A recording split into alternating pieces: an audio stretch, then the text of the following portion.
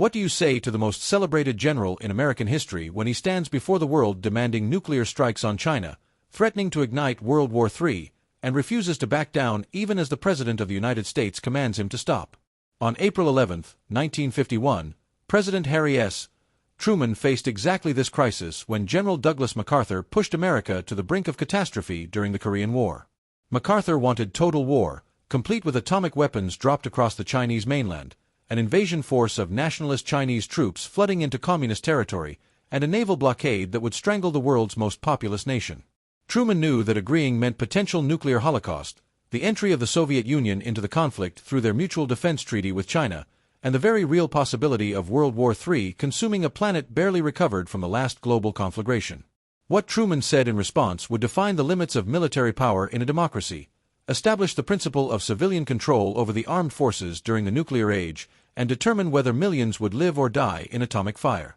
The confrontation between these two men represented far more than a policy dispute. It embodied the eternal tension between military ambition and political restraint, between the warrior's desire for decisive victory and the statesman's responsibility to prevent apocalypse. Before we discover Truman's historic response and the words that prevented World War III, subscribe to this channel right now because you're about to witness one of history's most dramatic showdowns. Hit that like button to support content that brings you real history with depth and accuracy. Share this video with anyone who needs to understand how close we came to nuclear war in 1951. And leave a comment telling us what aspect of this crisis surprises you most or what you think you would have done in Truman's position. The crisis that brought Truman and MacArthur to their breaking point began on June 25, 1950, when North Korean forces, equipped and encouraged by Joseph Stalin and Mao Zedong, crashed across the 38th parallel into South Korea with stunning force and speed. Within days, the South Korean capital of Seoul fell, and the undermanned, poorly equipped South Korean army disintegrated before the North Korean onslaught of Soviet-made T-34 tanks and battle-hardened troops who had fought in the Chinese Civil War.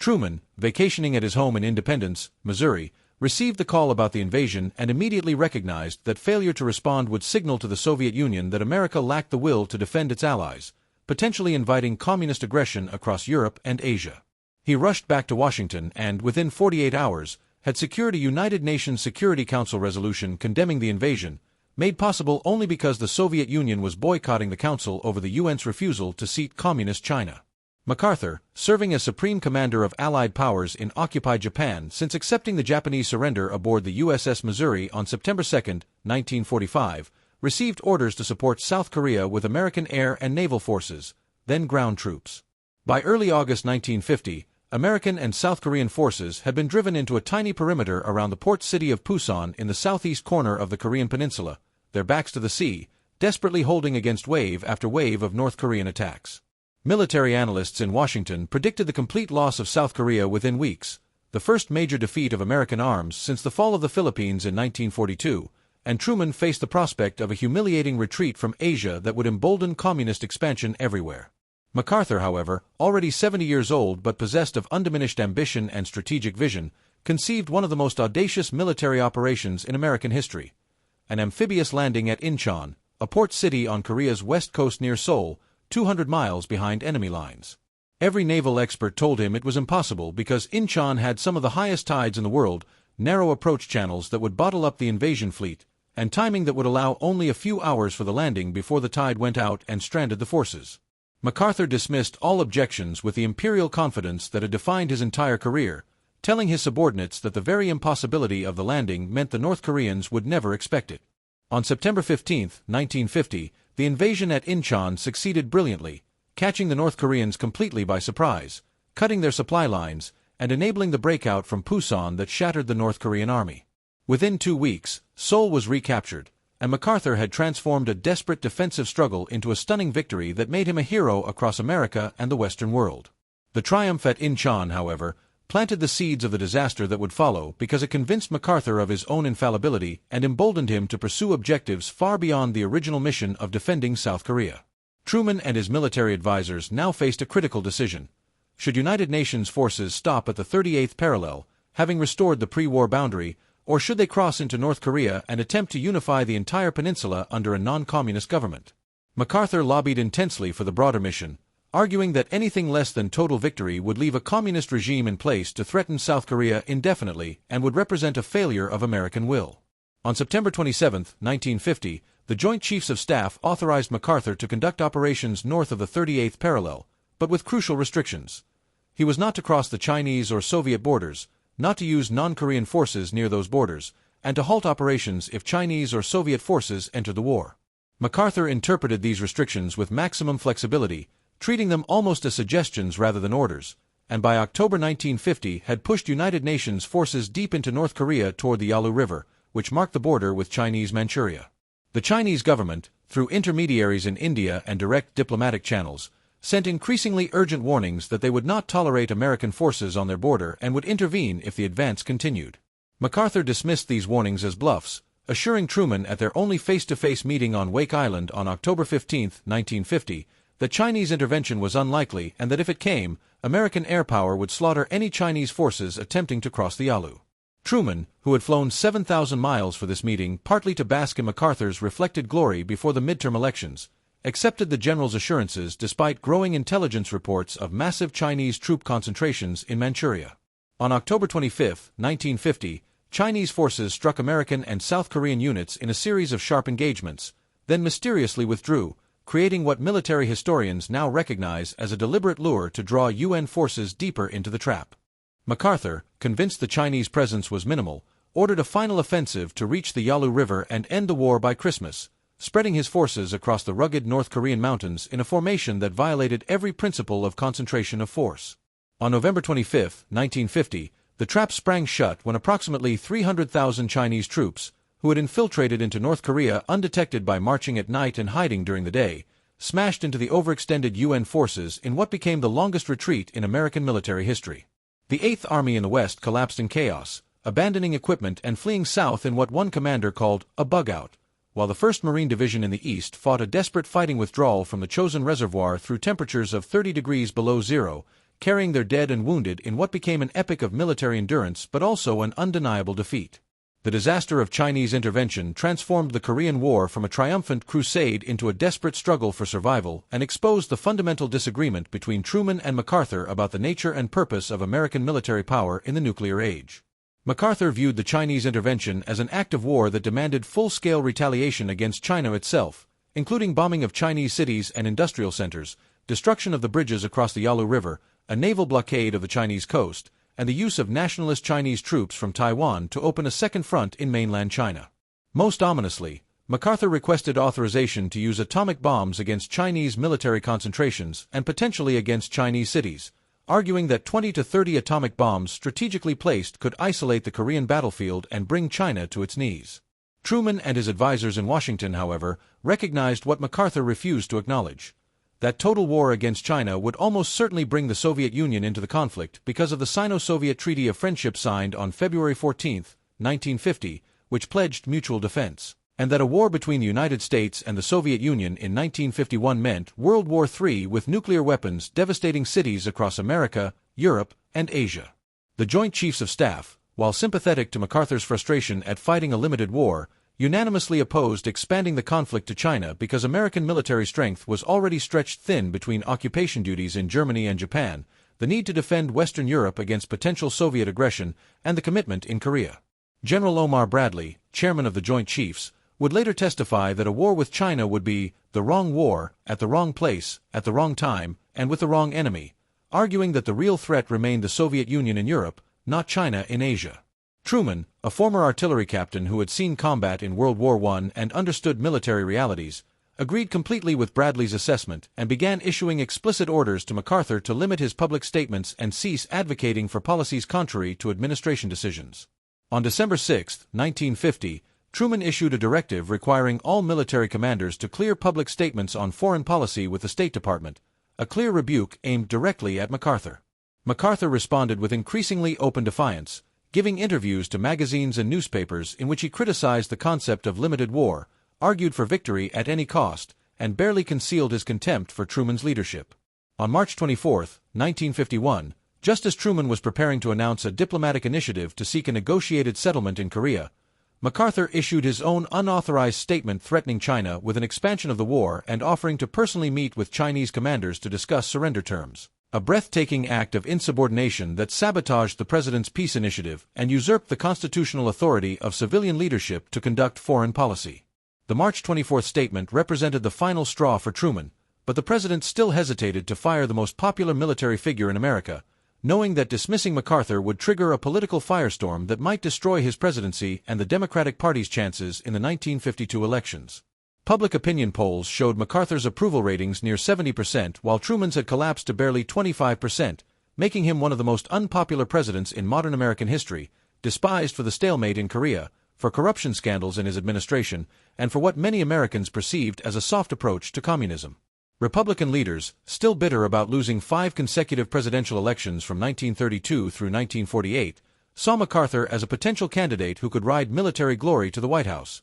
and they encouraged his defiance of Truman as a way to undermine the Democratic administration. Senator Robert Taft of Ohio, leader of the Republican Old Guard, had already declared that Truman had no authority to send troops to Korea without a congressional declaration of war, setting the stage for a constitutional crisis over presidential war powers. MacArthur supporters in Congress and the press portrayed him as a warrior hero being betrayed by weak politicians willing to settle for stalemate rather than pursue the total victory that Americans expected and deserved. Then, on April 5, 1951, House Republican leader Joseph Martin read into the congressional record a letter from MacArthur that explicitly called for using nationalist Chinese forces against mainland China and concluded with the inflammatory statement that there is no substitute for victory, a direct repudiation of the administration's policy of limited war. Truman convened his top advisers, including Secretary of State Dean Acheson, Secretary of Defense George Marshall, who had been MacArthur's superior during World War II, and the Joint Chiefs of Staff, asking each man individually whether MacArthur should be relieved of command.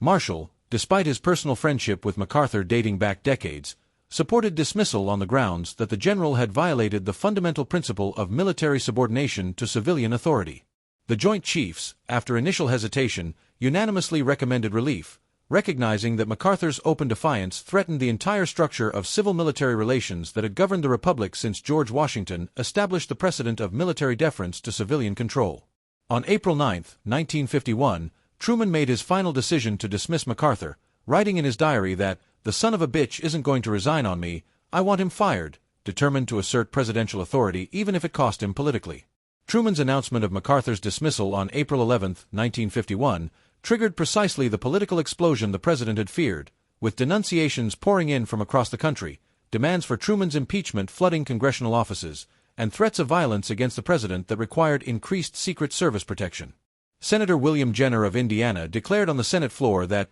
this country today is in the hands of a secret inner coterie which is directed by agents of the Soviet Union, essentially accusing Truman of treason for firing MacArthur. Senator Richard Nixon of California, already building his career on anti-communist credentials, called the dismissal appeasement of communism, and demanded congressional investigation. In cities across America, Truman was burned in effigy, and in Los Angeles, the city council adjourned for a day of mourning for MacArthur's dismissal as if a national hero had died. MacArthur returned to the United States for the first time in 14 years, having spent the entire period since 1937 in the Philippines and then Japan, and received a hero's welcome unprecedented in American history. On April 19, 1951, MacArthur addressed a joint session of Congress in a speech broadcast live on radio and the infant medium of television, reaching an audience estimated at 50 million Americans. His speech, carefully crafted for maximum emotional impact, defended his conduct in Korea, argued that the administration's policy of limited war betrayed American troops forced to fight with one hand tied behind their backs, and concluded with a famous peroration in which he quoted an old barracks ballad saying, "Old soldiers never die, they just fade away," claiming that he was now fading away like those old soldiers. The speech brought many members of Congress to tears, generated sustained standing ovations, and seemed to confirm that Truman had made a catastrophic political error that would vindicate MacArthur and destroy the Truman presidency. Now, right at the midpoint of this remarkable story, if you're finding value in understanding this crucial moment when civilian control of the military hung in the balance and the decision between limited war and World War III rested on one president's courage, show your support by subscribing to this channel for more in-depth historical content that goes beyond surface-level narratives. Smash that like button to help this video reach more people who need to understand how close we came to nuclear catastrophe. Share this video with friends, family, or colleagues who appreciate serious history told with drama and accuracy, and drop a comment telling us whether you think Truman made the right decision or whether MacArthur's approach would have brought victory without the consequences Truman feared. What saved Truman and vindicated his decision to fire MacArthur was not political maneuvering but the general's own performance during the Senate hearings that began on May 3, 1951, to investigate his dismissal and the conduct of the Korean War. The Senate Armed Services Committee and Foreign Relations Committee held joint hearings that ran for 42 days, heard testimony from MacArthur and every major military and civilian leader involved in Korean war policy, and subjected MacArthur's strategic proposals to the kind of rigorous examination they had never received in the echo chamber of his Tokyo headquarters. Under questioning from senators who initially approached him with reverence, MacArthur's arguments began to unravel as he revealed that his plans for total war against China rested on assumptions that collapsed under scrutiny. When asked how the United States should respond if the Soviet Union honored its treaty with China and entered the war, MacArthur had no answer beyond vague assurances that the Soviets would not intervene or that their intervention could be managed without expanding the war to a global conflict. When pressed on how many American troops would be required to fight a land war in China, a nation of 500 million people, MacArthur admitted he had made no detailed studies and seemed to believe that air power and nationalist Chinese forces would somehow suffice without massive American ground commitments. Most damaging, when the Joint Chiefs of Staff testified after MacArthur, they systematically dismantled his strategic vision, explaining that the atomic bombs MacArthur requested were needed in Europe to deter Soviet aggression, that the Navy lacked sufficient ships to blockade China's vast coastline while maintaining commitments in the Atlantic and Mediterranean, and that nationalist Chinese forces were so poorly trained and equipped that using them would likely require American forces to support them rather than freeing American troops for other missions. General Bradley's testimony that war with China would be the wrong war in the wrong place proved particularly devastating because Bradley carried immense credibility as the last of the five-star generals from World War II and as Eisenhower's classmate at West Point, who was universally respected for his judgment and integrity. The hearings also revealed the extent of MacArthur's insubordination, with witness after witness describing how the general had ignored or evaded directives from Washington, had made policy pronouncements that contradicted administration positions, and had treated the president's orders as suggestions subject to his personal interpretation. As the hearings dragged through the spring and early summer of 1951, public opinion began to shift as Americans realized that MacArthur's certainty masked wishful thinking and that his plan for total war risked exactly the global catastrophe Truman had sought to avoid. By the time the hearings concluded in June, MacArthur's political threat had dissipated, his brief flirtation with seeking the Republican presidential nomination in 1952 had collapsed, and Truman's decision to fire him had been vindicated not through political spin but through the demonstrated bankruptcy of MacArthur's strategic vision. The long-term consequences of Truman's confrontation with MacArthur extended far beyond the immediate Korean War context and established principles that would govern American civil-military relations through subsequent conflicts in Vietnam, Iraq, Afghanistan, and beyond. Truman's decision to fire the nation's most celebrated general affirmed the constitutional principle that military officers, regardless of their prestige or popularity, serve at the pleasure of the civilian commander-in-chief and must execute policy rather than make it. The precedent proved crucial during the Vietnam War when President Lyndon Johnson and his successors maintained civilian control despite deep disagreements with military leaders over strategy and objectives, and when President Barack Obama dismissed General Stanley McChrystal in 2010 for insubordinate comments in a magazine article, he explicitly cited the Truman-MacArthur precedent. The doctrine of limited war that Truman defended against MacArthur's demand for total victory became the framework for American military operations throughout the Cold War, recognizing that, in the nuclear age, unlimited escalation in pursuit of complete victory risked nuclear holocaust and that political objectives must constrain military means. MacArthur's vision of total war belonged to an earlier era when great powers could pursue military victory without risking their own annihilation, but the atomic bomb had forever changed the calculus, making limited war frustrating but necessary as the alternative to Armageddon.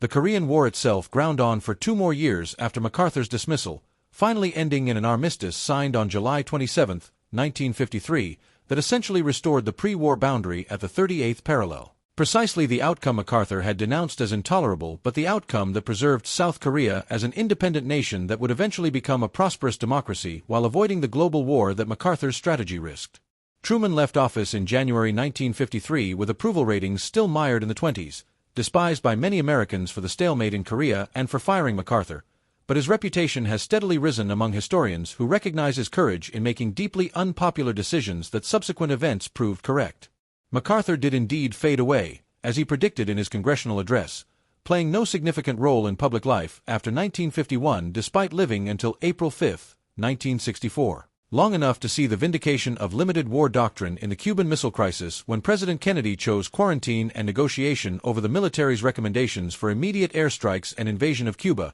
decisions that avoided nuclear war exactly as Truman had avoided it in Korea. What Truman said when MacArthur asked for total war was a single, definitive word that embodied presidential courage, constitutional principle, and moral responsibility in the nuclear age: no. No to atomic bombs on Chinese cities. No to expanding a limited war into a global catastrophe. No to gambling millions of lives on one general's confidence that he could control escalation. No to the siren song of total victory when the cost of pursuing it meant potential annihilation. And ultimately, no to allowing any military commander, regardless of brilliance or past achievement, to override civilian control and drag the nation into war beyond what policy required or wisdom permitted. Truman's no came not in a single dramatic confrontation but through a series of orders, directives, and finally the dismissal order that removed MacArthur from command, each instance reaffirming that in the American constitutional system, generals propose but presidents dispose, and that military advice, however expert, remains subordinate to political judgment about the national interest.